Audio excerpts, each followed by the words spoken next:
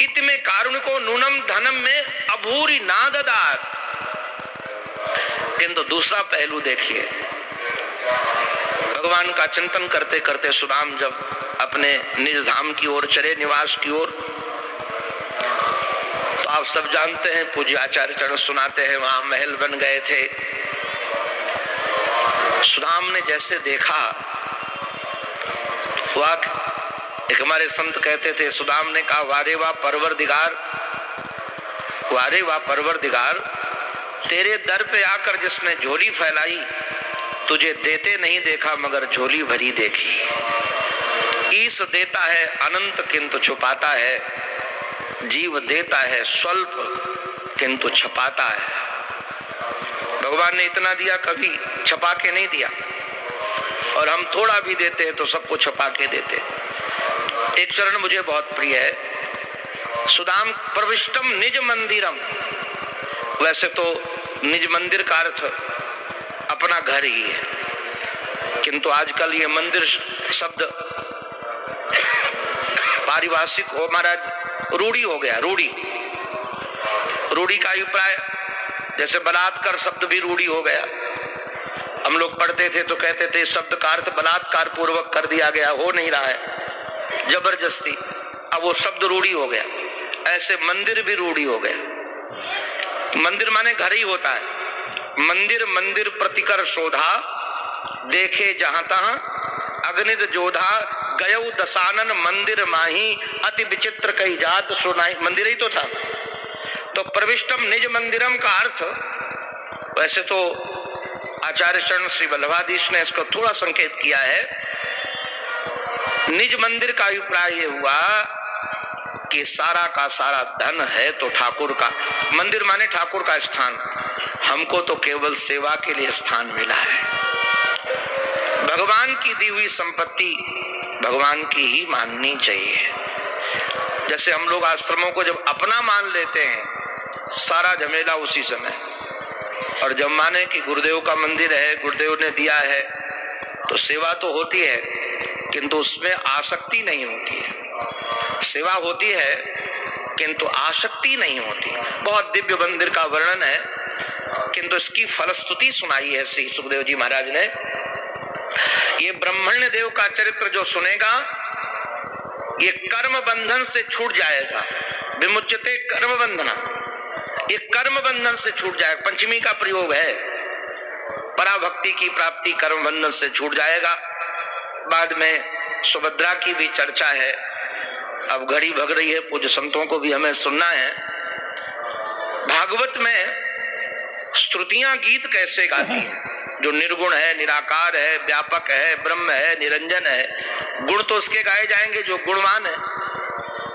इसमें वेद स्तुति बहुत अद्भुत है। जय जय जय हजाम अजित दोष ग्रभीत गुणाम। जैसे बिरदावली बखानने वाले लोग जगाते हैं, जय हो अजाम जय, इस माया पर विजय प्राप्त कीजिए। सारे हमारे सीधा स्वामी पाद ने तो बड़ी करुणा की, और गीता प्रेस वालों ने भी करुणा की, क्योंकि हमारे महर्षि के द्वारा ही वह संकेत करके छपाया गया है। तो मूल संस्कृत का जो हमारे पास में है, इस मूल संस्कृत में भी अनुवाद में तो सारी श्रुतियां उद्धृत की गई हैं, और यहाँ मूल में भी उन्होंने संकेतात्मक सारी श्रुतियां दे दी हैं कि श्रुतियां कैसे गीत गाती है। हमारा तीन देवों में कौन सबसे श्रेष्ठ है, तो कहा श्रेष्ठ तो नारायण है। क्यों नारायण है? क्योंकि भृगु ने जाकर वक्षस्थल पर उनके चरण का प्रहार किया, तो कहते तुम्हारे चरण में कोई चोट तो नहीं लग गई, हमारा वक्षस्थल कठोर है। छोटी छोटी बातों पर नाराज होने वाला महाराज बड़ा नहीं होता, सहन करने वाला बड़ा होता। ऐसे जल्दी कौन प्रसन्न होता है? भगवान शंकर। उसमें शकुनी के बेटे बृकासुर की भी चर्चा की, भगवान ने कैसे उसका उद्धार किया। अंतिम अध्याय में संयोग में वियोग का वर्णन है, वियोग में संयोग का वर्णन है। बाद में अब आया एकादश स्कंद। क्या कहें, ये सप्ताह क्रम में एकादश स्कंद के साथ न्याय नहीं हो पाता, किंतु मैं प्रयास करूंगा आपके सामने 10-15 मिनट में कुछ बात अपनी रख सकें। भगवान संतों से बहुत प्रेम करते हैं।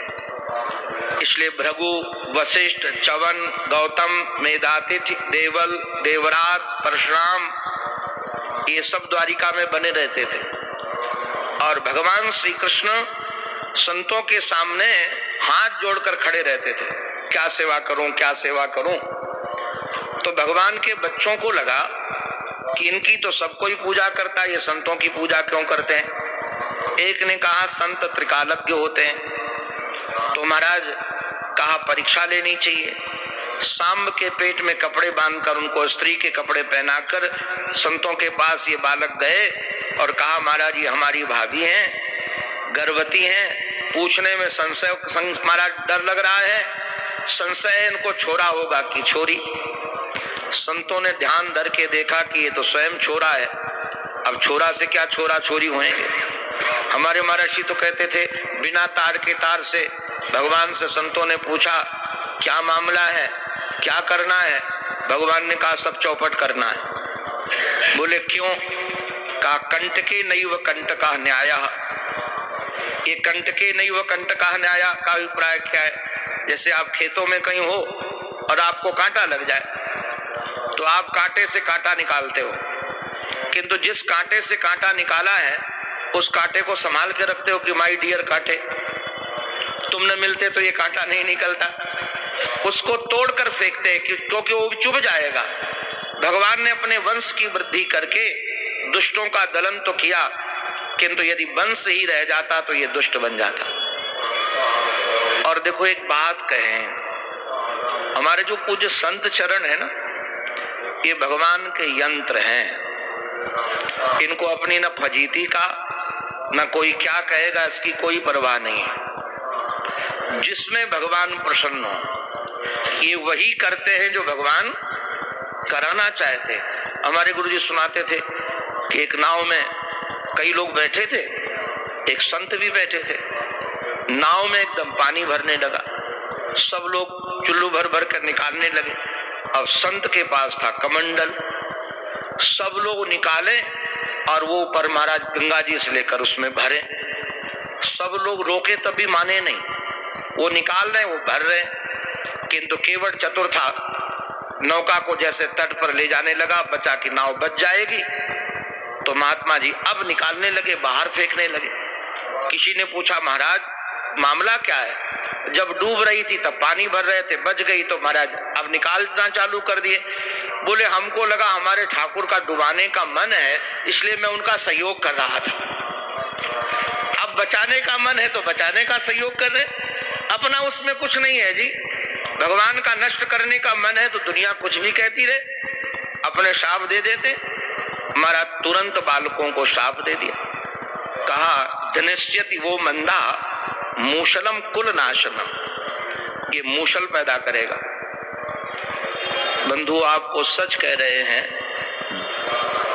ये संपूर्ण सृष्टि संकल्प का चमत्कार है।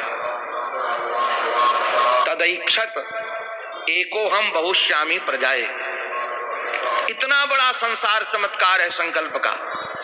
तो यदि परमात्मा के संकल्प से सृष्टि बन सकती है तो क्या महात्मा के संकल्प से एक मूसल भी नहीं पैदा हो सकता है? अवश्य होता है।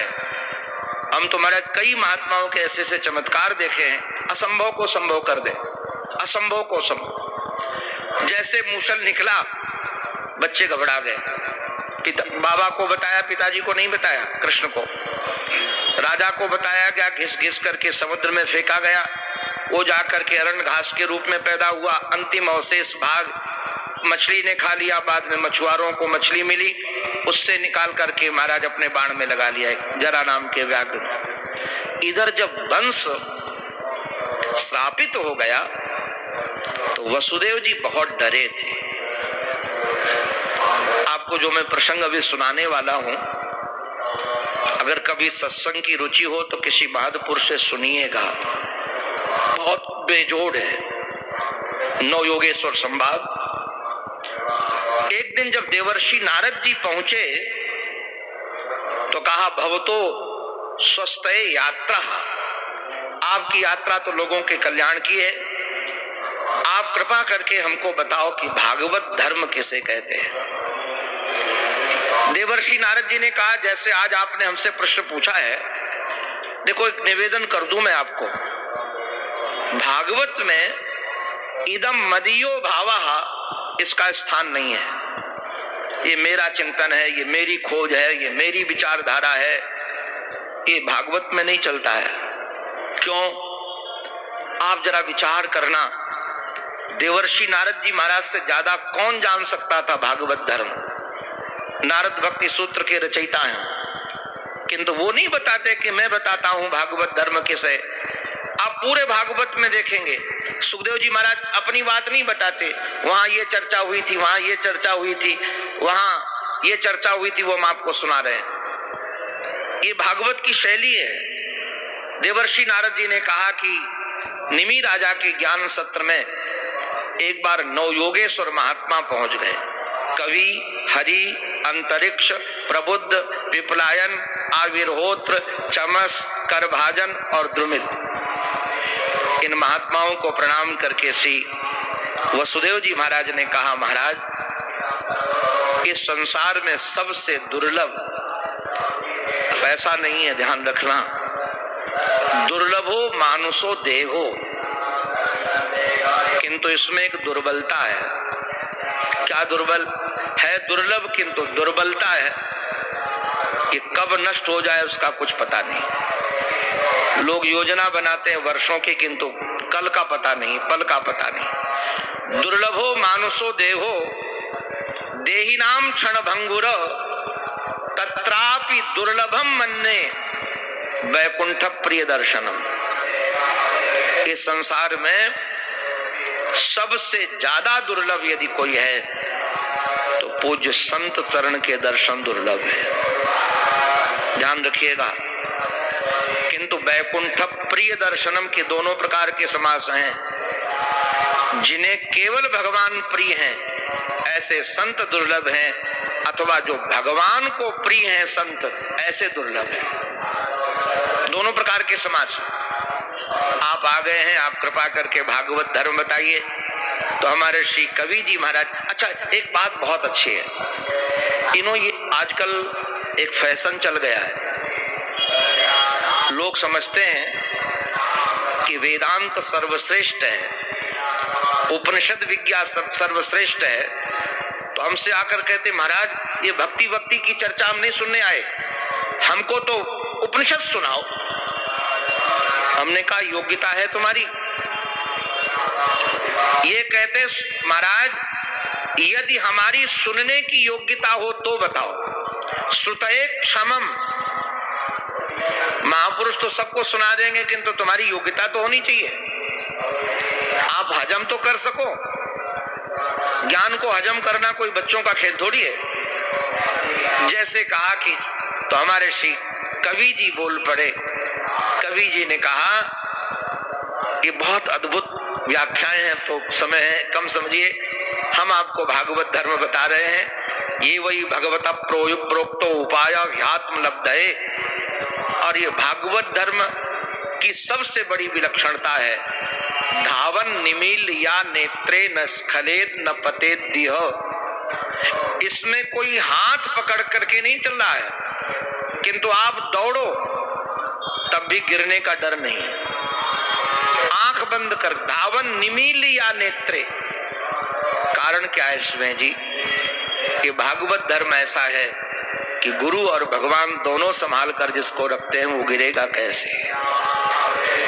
करना क्या है इसमें? बहुत सरल है।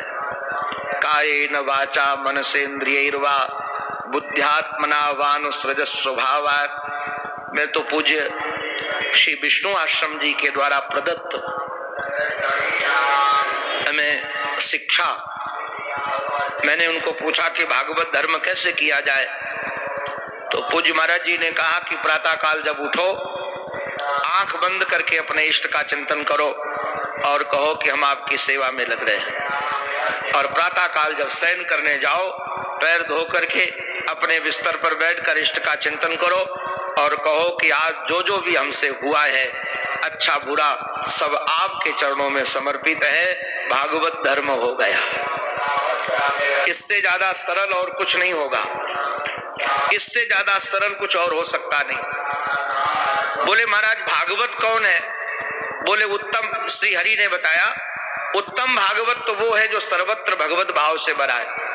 मध्यम भागवत ईश्वर से प्रेम, ईश्वर के प्रेमियों से मित्रता, ना समझो पर कृपा, और जो द्वेष करते हैं उनकी उपेक्षा। ईश्वरे तदधीनेषु बालसेषु दुसस्सु च प्रेम मैत्री कृपापेक्षा यः करोति स मध्यमा। और प्राकृत भक्त अभी मूर्ति में चित्र में ही परमात्मा का दर्शन करता है। अच्छा भक्त महाराज मिल जाने से क्या फायदा होगा?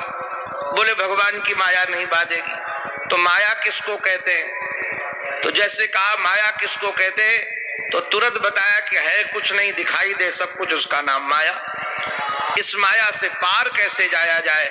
तो श्री प्रबुद्ध जी ने बताया, तस्मात् गुरुम प्रपद्येत जिज्ञासु श्रेय उत्तमम सावदे ब्रह्मणि निष्णातः ब्रह्मणि उपशमाश्रयम्। ये है, अगर आप इस माया से पार जाना चाहते हो तो गुरु की शरण ग्रहण करो। किंतु आजकल भैया सावधान रहना, गुरु कम मिलते, गुरु घंटाल ज्यादा मिलते। माइक से दक्षिण महाराज दीक्षा दे दी जाए और कहते, एक हमारे मित्र है महात्मा है, वो कहते महाराज आपके कितने चेला हुए? हमने कहा ही नहीं। बोले घाटे में हो। अगर 5 लाख चेला बना लो, 5 लाख चेला, और दक्षिणा में महाराज 1000 दक्षिणा मिले गुरु पूर्णिमा पे, तो कितनी दक्षिणा हो गई? व्यापार सब फेल। लोभी गुरु लालची चेला होए नरक में ठेलम ठेला। शिष्य से यदि बोध के अतिरिक्त गुरु को चाहता है तो गुरु गुरु ही नहीं है। इसलिए जिज्ञासु श्रेय उत्तमम, श्रेय के जिज्ञासु बनकर गुरु के पास जाओ। और गुरु भी कैसे हो? सावदे ब्रह्मणि निष्णातः ब्रह्मणि उपशमाश्रयम्। ये ब्रह्मणि उपशमाश्रयम् पर ध्यान देने लायक है। मानो गुरु हैं तो वेद के जानकार, किंतु लगे हैं आश्रम बनाने में। हम लोग तो अनुभव करते हैं, हमको भागवत आदि का ज्ञान है, किंतु आश्रम के काम में लगे होते हैं। और कोई कहता है गुरुजी हमको इस प्रश्न का उत्तर दो। हमने कहा अभी हमको घोड़ों का उत्तर देना है। कितने घोड़े श्रीमंत आई है भी खच्चर, तुम्हारा उत्तर बाद में दूंगा, अभी मैं आश्रम काम में लगा हुआ हूं। ये ब्रह्मणि उपशमाश्रयम् नहीं होगा, उसी विचारधारा में लगा हुआ होना चाहिए गुरुजी। ब्रह्मणि उपशमाश्रयम्, उससे आप दया करुणा मैत्री आदि सीखे। बाद में कर्मा कर्म विकर्मेति वेदवादो न लौकिकः, ये भी वर्णन किया है। और जो महाराज वेद से दूर हैं उनके कल्याण के लिए, साधकों के लिए भी प्रयोग किया है। बाद में कलयुग में कैसी पूजा होती आदि का वर्णन ये नवयोगेश्वर महाराज इनको उपदेश दे करके चले गए हैं। भगवान एक दिन एकांत शांत वातावरण बैठे थे, देवताओं ने आकर स्तुति की कि आपके चलने का समय हो गया है। भगवान ने स्वीकृति दी, और जैसे स्वीकृति दी श्री उद्धव आ गए। उद्धव ने चरण पकड़ लिया। योगेश योग विन्यास योगात्मन योग संभव। उद्धव का ये संवाद बहुत अद्भुत है। मैं एक निवेदन कर दूं आप सबसे, श्रीमद् भगवत गीता अर्जुन कृष्ण संवाद है और ये उद्धव गीता है।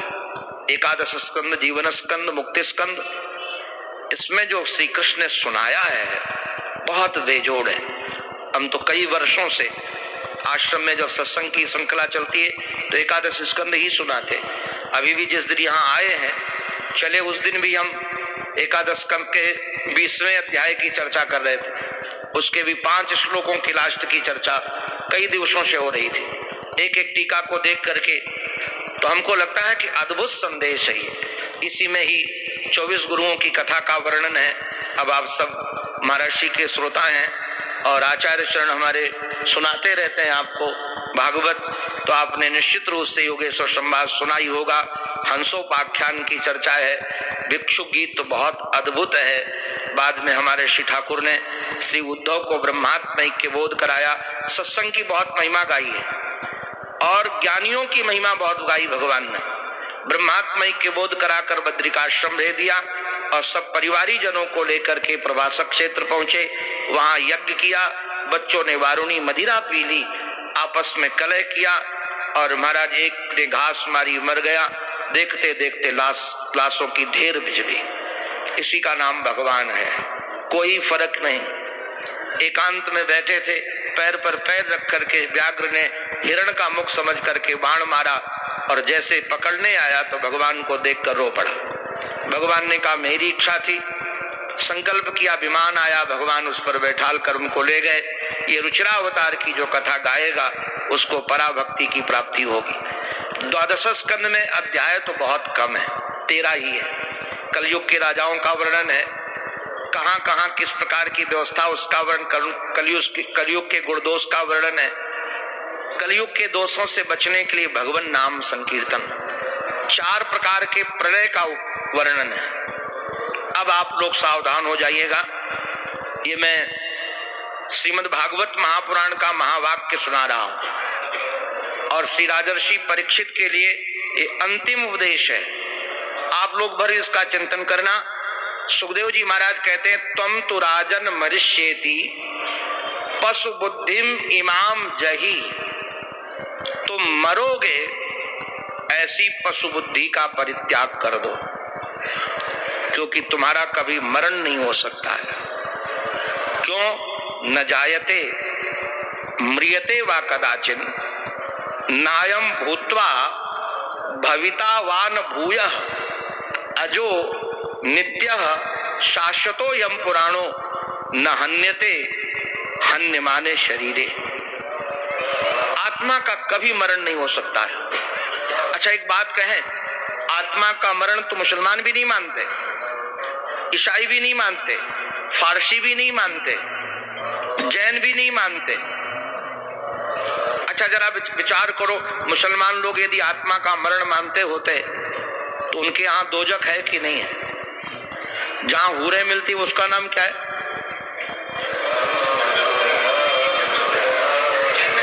जन्नत। जन्नत हम भूल गए थे, जन्नत जी। वो जन्नत, अगर ये जीवात्मा मर जाए तो जन्नत कौन जाएगा?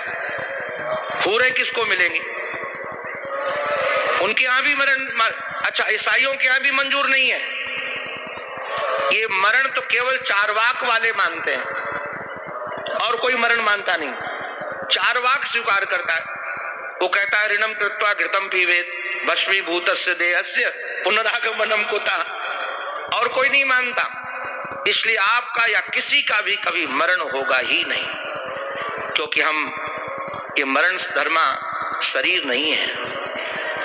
हमको एक वाक्य बहुत अच्छा लगता है, तो ये महाराज जी एक महात्मा हुए आगरा में, उनका नाम था आलू बाबा, उनके शिष्य थे भोले बाबा।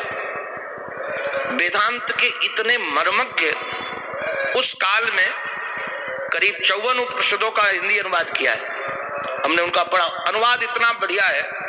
भोले बाबा ने एक ग्रंथ लिखा वेदांत छंदावली, बहुत अद्भुत है। उसमें भोले बाबा लिखते हैं देह को मैं मानना ये सबसे बड़ा पाप है, सब पाप इसके पुत्र हैं, सब पापों का ये बाप है। ये देह को मैं मानना, देह कभी मैं कैसे हो सकता हूं? अरे बाबा इतने दिन से कपड़े पहनने हम कपड़े कभी नहीं हुए, कोई कुर्ता बना, कोई साड़ी बना, कोई नहीं बना। अरे घर में रहकर हम घर कभी नहीं बने। हमको किसी ने बताया कि एक बार नेहरू जी हमारे आगरा के पागल खाने में गए, तो एक पागल से पूछा तुम्हारा नाम क्या है? तो पागल ने कहा तुम बताओ तुम्हारा नाम क्या है? अब पागल तो पागल ठहरा। तो उन्होंने कहा पंडित जवाहरलाल नेहरू। तो बहुत हंसा। बोले क्यों हंस रहे हो? बोले ठीक जगह पर आए हो। पहले मैं भी अपने को यही कहता था, पहले मैं भी अपने को यही कहता था, ठीक जगह आए हो, ठीक हो जाओगे।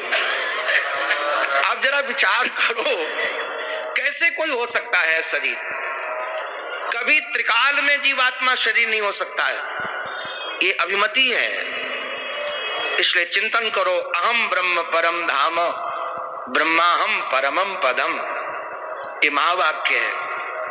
और जैसे महाराज उनको ज्ञान देकर पूछा कैसा लग रहा है, तो उन्होंने कहा सिद्धोस्मि अनुगृहीतोस्मि, मैं सिद्ध हुआ आपके अनुग्रह से, अज्ञानम च निरस्तम में ज्ञान विज्ञान निष्ठया, मेरा अज्ञान निरस्त हो गया। इसलिए पूर्व मीमांसकों ने और टीकाकारों ने प्रश्न उठाया, ये ब्रह्मविद ब्रह्मयु भवति में एक शास्त्रार्थ है कि ब्रह्मविद ब्रह्मयु कैसे हो सकता है। यदि ब्रह्मविद ब्रह्म होता है तो गधाविद गधा होना चाहिए। गधाविद ब्रह्मविद यदि ब्रह्म होता है तो गधाविद गधा होना चाहिए, जिसका जिसको ज्ञान होता है वो। अरे बोले बाबरे, गधाविद गधा कैसे हो सकता है? कारण क्या है कि हम ब्रह्म बनते नहीं है, हम ब्रह्म हैं ही। अगर बना जाए तो अलग बात, हम तो अज्ञान से अपने को जानते नहीं है। इसलिए अज्ञानम च निरस्तम में हमारा अज्ञान निरस्त हो गया, इस बात को महाराज उन्होंने रखा है।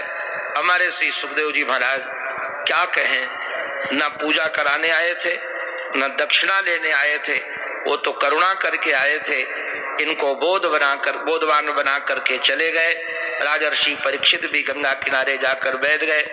वह तक्षक आया, रास्ते में कश्यप नाम के ब्राह्मण को महाराज कुछ वित्त देकर लौटा कर आया, और जैसे डसा तो राख की ढेरी हो गए।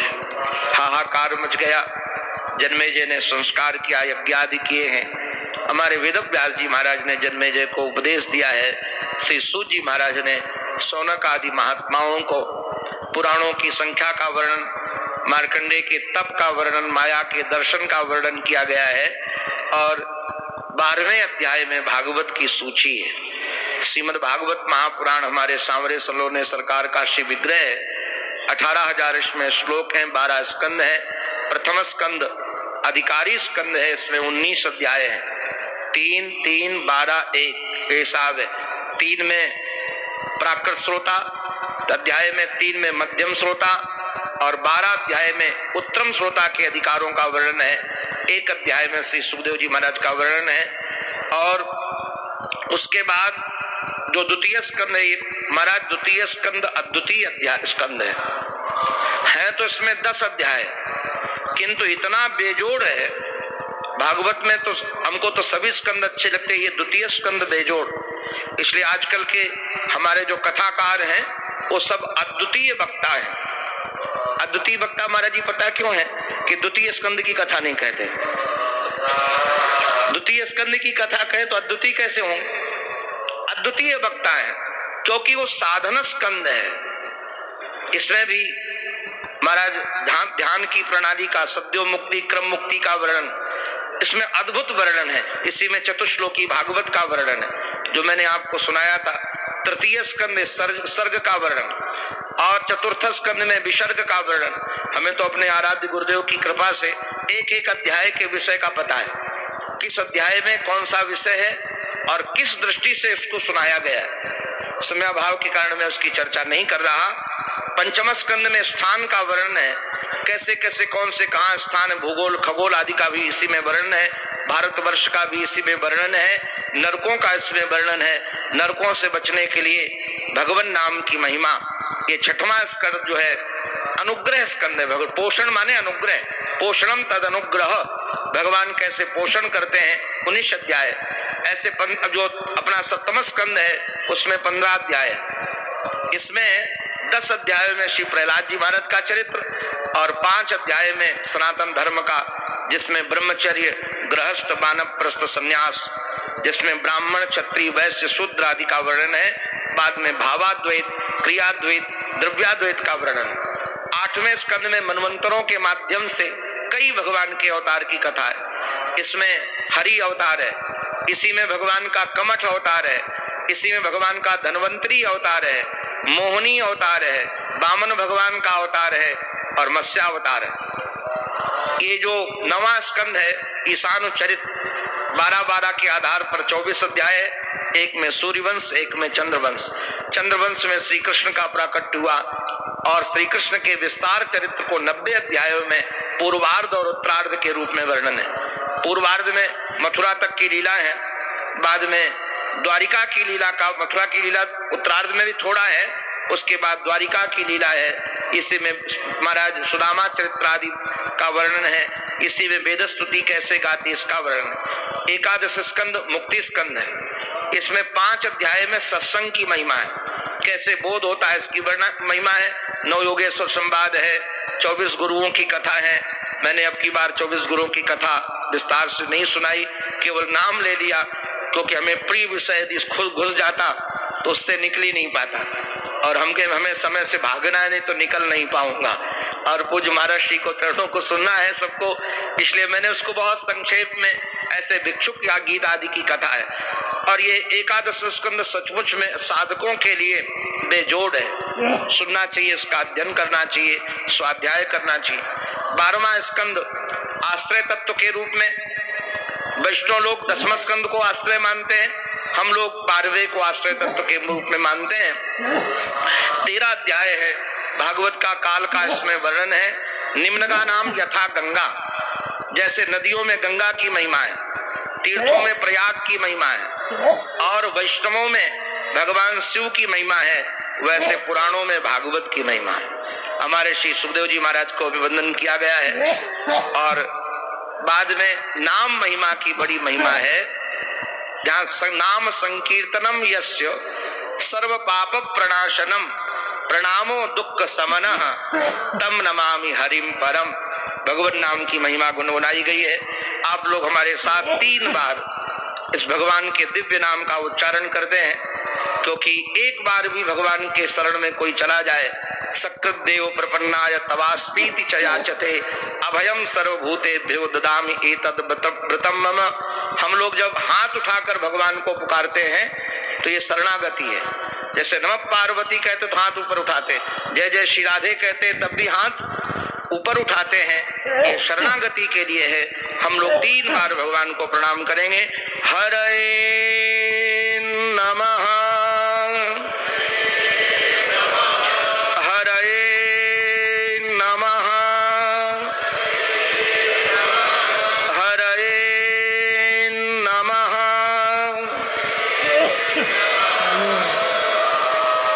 इरादे बनते हैं, बिगड़ जाते हैं। भागवत वही सुनते हैं जिन्हें गोविंद सुनवाते हैं।